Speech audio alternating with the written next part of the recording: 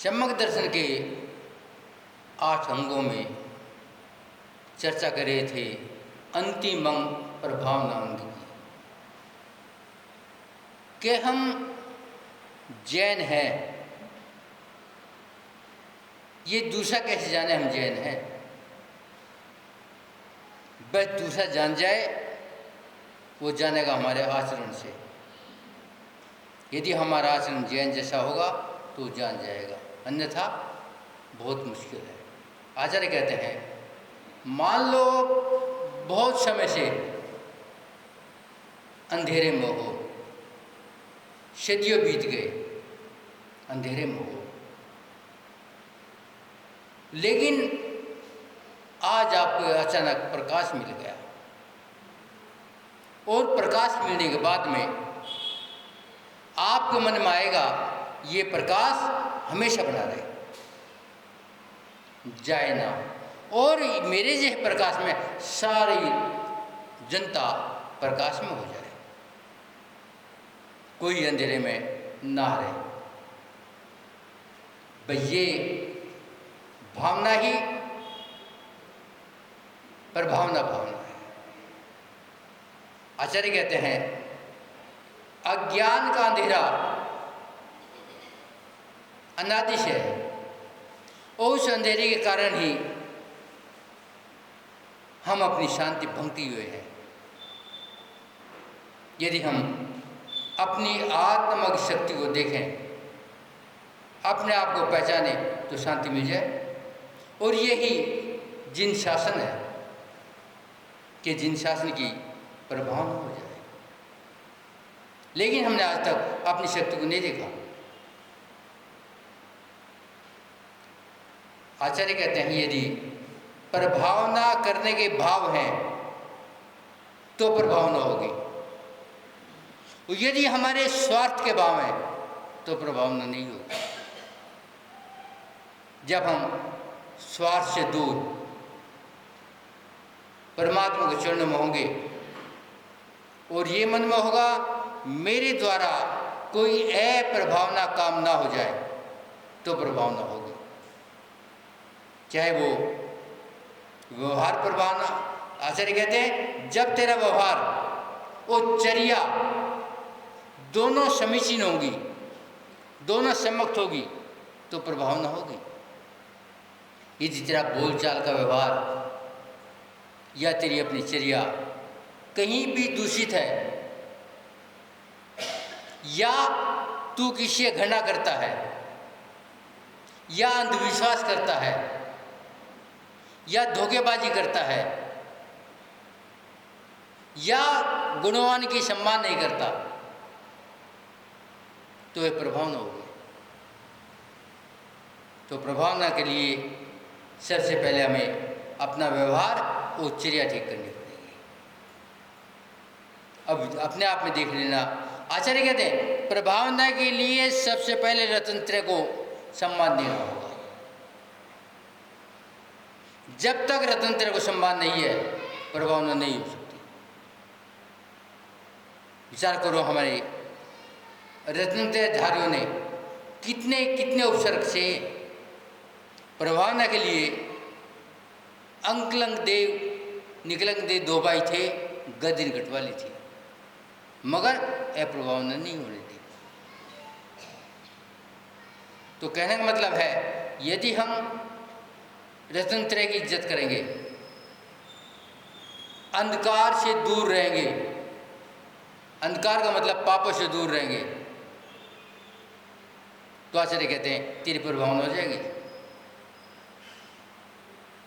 समाज में कितनी भी प्रतिष्ठा हो, कितना बड़ा पद हो, कितना भी सम्मान मिलता हो, मगर यदि आचरण में गड़बड़ हो गई तो सब खाक हो जाएगा, तेरा भी और समाज का भी, धर्म का भी। आचार्य कहते हैं, जरा थोड़ा विचार करो, अब से 50-100 साल पहले ना तो इतने मुनि थे, ना इतने पुरुषजन थे, मगर जैन धर्म की प्रभावना कितनी थी। यदि कोर्ट में किसी ने कह दिया जैन है, तो फैसला निश्चित, क्योंकि जैन झूठ नहीं बोलते। और हमारी स्थिति क्या है? आज दिनों दिन हमारी प्रतिष्ठा क्यों गिरी है? क्योंकि मूल में भूल है। आज प्रचार का ज़माना है और प्रचार में हम इतने आगे बढ़ गए, हम सच्चाई को भूल गए हैं, क्योंकि हम जैन धर्म को जानना बंद कर दिया। पहले हर जैनी वसूल का पायबंद था।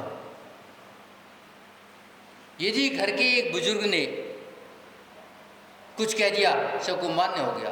मगर आज क्यों नहीं है? क्योंकि बुजुर्ग का ही आचरण नहीं है।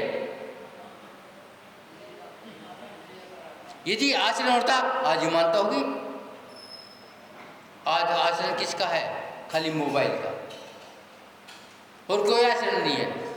आज जब मोबाइल में रहोगे या टेलीविज़न में रहोगे तो कल्याण कैसे होगा, या धर्म की प्रभावना कैसे होगी? आज भी बहुत से हमारे परिवार हैं जो बुजुर्गों का सम्मान करते हैं। मात्र कारण एक ही है कि उनमें चारित्र है। यदि चारित्र है, कोई सम्मान नहीं है। आप कितने झूठ जबान बोल लो, कितने हाय तो बोल लो, कोई सम्मान नहीं मिलेगा। एक बार की घटना 1975 में आचार्य विद्यासागर महाराज छत्रमास फिरोजाबाद था। जब परंपरा थी, आचार्य श्री पहले दिन बता देते थे कल प्रवचन अमुक सब्जेक्ट पे होगा। तो लोग आए, महाराज कल प्रवचन कहीं पे होगा? महाराज मौन रहे, कोई जवाब नहीं दिया। दोबारा पूछा, मौन रहे। फिर तिबारा पूछा, महाराज प्रवचन कहीं पे होगा? उन्होंने कहा अतिथि पर। और सुबह उठे, पीछे में उठा, सोच के गए, बाहर कर गए। लोग प्रवचन के लिए आए, महाराज है ही नहीं। महाराज के पास गए, महाराज आपने कहा था प्रवचन होगा अतिथि पे, करके दिखाया। अतिथि इसे तो कहते हैं जिसकी कोई तिथि नहीं है। तो कथनी करनी एक है, सम्मान होगा, प्रभावना होगी, और कथनी करनी अलग है। कैसे तुम्हारा काम चलेगा? आचार्य कहते हैं थोड़ा सा ध्यान रखो, मेरे कारण किसी भी धार्मिक काम में रुकावट ना आए, चाहे मेरा कितना नुकसान हो जाए। यदि मेरे अंदर खुदगर्जी है तो प्रभाव नहीं होगी, और ये निश्चित है आज की तेरी खुदगर्जी तुझे धरती में दबा देगी, कुछ हो नहीं सकता। एक बार की घटना, एक वकील साहब ने बताया, अब मेरे बहुत से दोस्त जब चर्चा करते हैं और आपस में गुटरगु होती है, जब धार्मिक क्रिया की बात होती है, तो अधिकांश की राय होती है कि संसार में यदि धर्म है तो जैन धर्म है। क्यों है? क्योंकि उनकी जो चर्या है सबसे श्रेष्ठ है।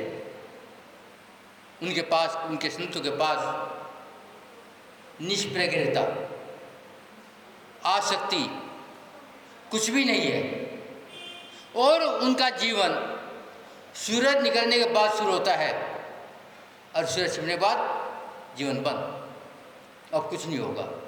मगर यदि आज देखें हम क्या हो रहा है, बस यही कारण है कि हमारी आज अप्रभावना हो रही है। चीन के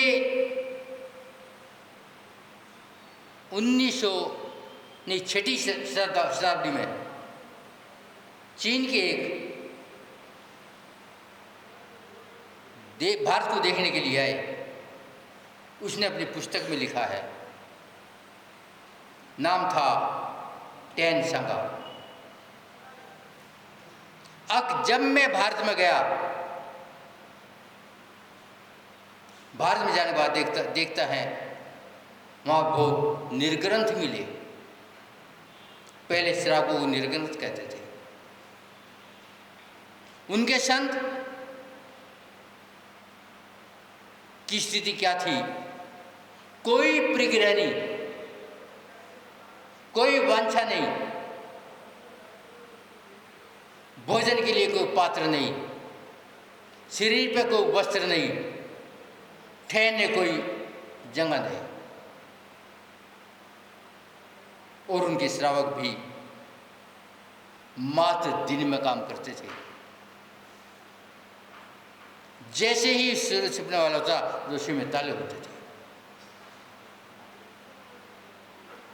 अपनी किताब में चीन के उस जो भारत के लिए आए थे लिखा है।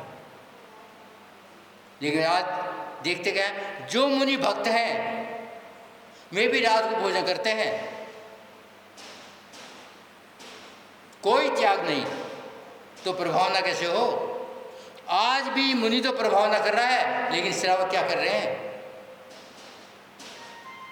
चारित्र नाम की चीज नहीं, व्यापार में कोई भी सभ्यता नहीं, ईमानदारी नहीं, बोलने में कोई ईमानदारी नहीं, नौकरी में कोई ईमानदारी नहीं, हर जगह बेईमानी। आप कोई सा काम देख लो, यदि स्कूल का काम है बेईमानी सिखाएंगे और बेईमानी करेंगे। यदि डॉक्टरों का काम है सबसे पहले जेब देखेंगे, चाहे जैन हो चाहे नॉन जैन हो। जब व्यापारी हो सबसे पहले नफा देंगे, क्या मिलाना क्या नहीं मिलाना कोई मतलब नहीं है। तो प्रभावना कैसे होगी?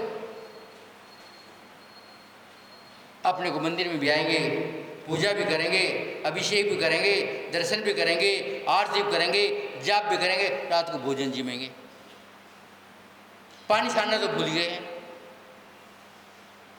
तो विचार करो प्रभावना कैसे होगी? कितनी मंदिर में दर्शन करने के लिए कितनी खपाई करनी पड़ती है, और मंदिर में दर्शन करने को तैयार नहीं है। और पहले का भी जमाना था, माँ कहती थी जाओ पहले मंदिर जाओ, जब आके नाश्ता मिलेगा। और थोड़ा बड़ा जाओ आज छुट्टी है पहले अभिषेक करके आओ। लेकिन आजकल माई कहती है आज तो बहुत दिन बाद छुट्टी है, आज तो सो जाओ। माँ सोना चाहती है, और कौन सोता है? जो मरघट पे जाता है। माँ खुद सोना चाहती है, जगाना नहीं चाहता। और साधु सोना नहीं चाहता, जगाना चाहता है। क्यों? जागना प्रभावना। एक बार की घटना परमाणु सागर ने अपनी एक पुस्तक में लिखा है कि एक बार एक व्यक्ति युवक जो अमेरिका में काम करता था, माइक्रोसॉफ्ट में काम करता था, 2 करोड़ का पैकेज था, और वो कुछ दिन बाद रिजाइन देकर भारत में आ गया। सबने उसे क्रिटिसाइज किया, इतना बड़ा पैकेज छोड़ के क्यों आ गया, अब क्या करेगा? और उसने आने के बाद कोई काम नहीं किया। जब उससे चर्चा करी क्या करेगा, अगर मेरे पास मैं और मेरी पत्नी, एक बालक वो भी योग है, मेरे पास इतनी संपत्ति है, मैं दोनों हाथों से खर्च करूं, अपनी संपत्ति खर्च नहीं कर सकता, तो मैं पाप काहे के लिए करूं? वो दोनों पति-पत्नी ने प्रतिमा ले लिया और ठाठ से रहते हैं, अभी जिंदा है। यह है धर्म प्रभावना। एक बार की घटना, हम कुंडलपुर में थे, ये दमोह के पास कुंडलपुर है। एक पति पत्नी, उनके पास एक लड़का बिल्कुल अपंग, पहले बिल्कुल ठीक था, जैसे ही लड़का 18-20 साल का होता अपंग हो जाता। उनका एक पहले लड़का, 2 लड़के थे, पहला लड़का भी जब 18-20 साल का वो अपंग हो गया और बाद में उसकी डेथ हो गई। दूसरा लड़का था, उसकी भी ये स्थिति बनी, वो भी अपंग हो गया।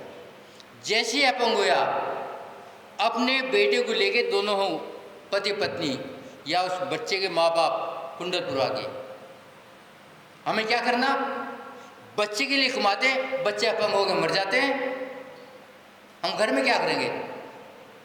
उन्होंने, दोनों ने, पति पत्नी ने अपने बेटे को लिया और धर्मशाला में आके कमरा ले लिया, परमानेंट, जब तक जिएंगे यहीं रहेंगे। आप बोलो कितने पैसे चाहिए।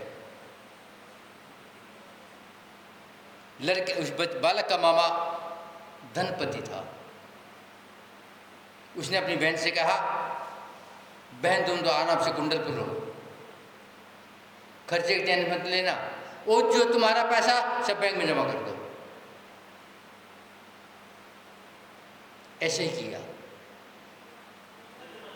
और उस अपंग ने भी प्रतिमा ले ली और उसके माँ बाप ने प्रतिमा ले ली।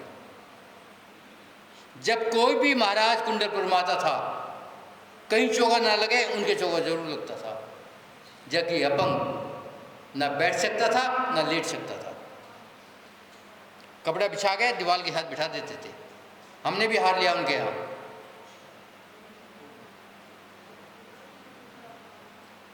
जब, लेकिन वो भी 2-3 साल जिया, उसकी भी डेथ हो गई थी। ये है प्रभावना, नहीं चाहिए कुछ, जो है सब मंदिर का, जो है सब धर्म का। लेके क्या जाओगे? आज जीते जी जितनी बेईमानी करोगे, जितनी हेरा फेरी करोगे, जितना विरोध करोगे, सारा तुम्हारे पल्ले पड़ेगा। ये कर्म टलने वाले नहीं है। तो आचार्य कहते हैं, यदि तुम्हें कोई ध्यान हो, अब हमने पंच परमेश्वर के विरोध में, नव देवता के विरोध में ये बात उठाई थी, आगे महाराज के पढ़ने में क्षमा मांग लेना और उसका प्रायश्चित ले लेना, नहीं तो ये कर्म नरक निगोद से पहले नहीं छोड़ेंगे। आज प्रभावना की बात है। प्रभावना के लिए हमारे जीवन ने क्या क्या नहीं किया, देश के लिए, समाज के लिए और पब्लिक के लिए। भामाशाह ने साधु तो त्याग करता है और श्रावक दान करता है। भामाशाह ने अपनी पूरी संपत्ति राष्ट्र के लिए दिया था। और गुजरात के जगदू शाह, नाम सुना? जगदू शाह थे। गुजरात में अकाल पड़ा, त्राही मट गई। उसके पास अपार भंडार नाज का था, सारे भंडार खोल दिए, जिसे जितना गेहूं चाहिए ले जाओ। आज भी उसका नाम इतिहास में लिखा गया है। और हम कितने उजाले खुलवाते थे, स्कूल खुलवाते थे, आज क्या खुलवाते हैं? क्या खुलवाते हैं? मात्र मैं और मेरे बच्चे। और मंदिर में दान कहाँ दोगे? कहाँ दोगे? जहाँ गले में माला पड़ेगी, बोर्ड पे नाम आएगा, माथे पे टीका होगा, आचार्य कहते प्रभावना नहीं है, एम हो गया।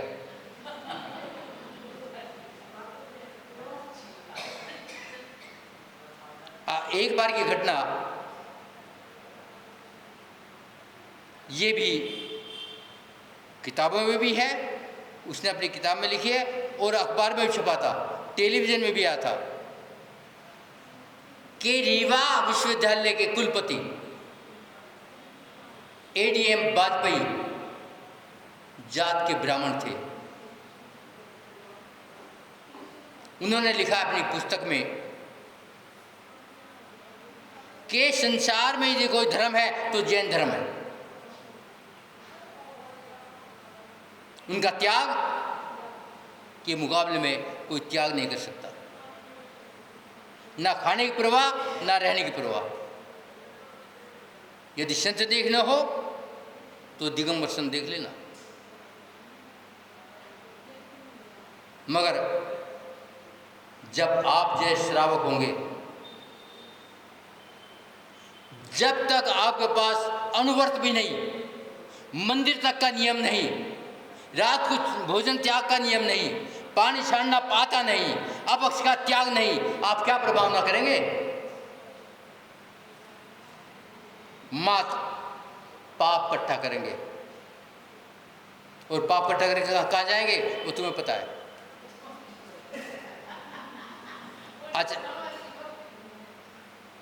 आचार्य कहते हैं आदर्श सुनने में कंजूसी मत करना, आदर्श सुनने में कंजूसी मत करना, और अपनी खोज पूरी रखना। यदि आपको आदर्श मिल जाए जो आपको सब कुछ बता दे, आदर्श कहूँगा जहां वासना नहीं होगी, जहां लोभ नहीं होगा, जहां इच्छा नहीं हो गई, वही आदर्श पाएगा। जो आदर्श हो, आचार्य ने लिखा है, जिसने वासना को कुत्तों की तरह निकाल के फेंक दिया। ये शब्द ग्रंथ में है, कुत्ते की तरह निकाल के फेंक दिया। यदि ऐसा आदर्श मिल जाए तो अपना कल्याण मान लेना। आचार्य कहते हैं जिस प्रकार की चंदन का पेड़ है, चंदन के पेड़ के पास में यदि दूसरा अन्य पेड़ भी है वो भी सुगंधित हो जाता है। यदि आपने आदर्श को चुन लिया और आदर्श के प्रति समर्पित हो गए, उनकी बात मान लिया, तो आप में खुशबू आ जाएगी चंदन की। अब समय बहुत हो गया भैया, ठीक है, ओम शांति।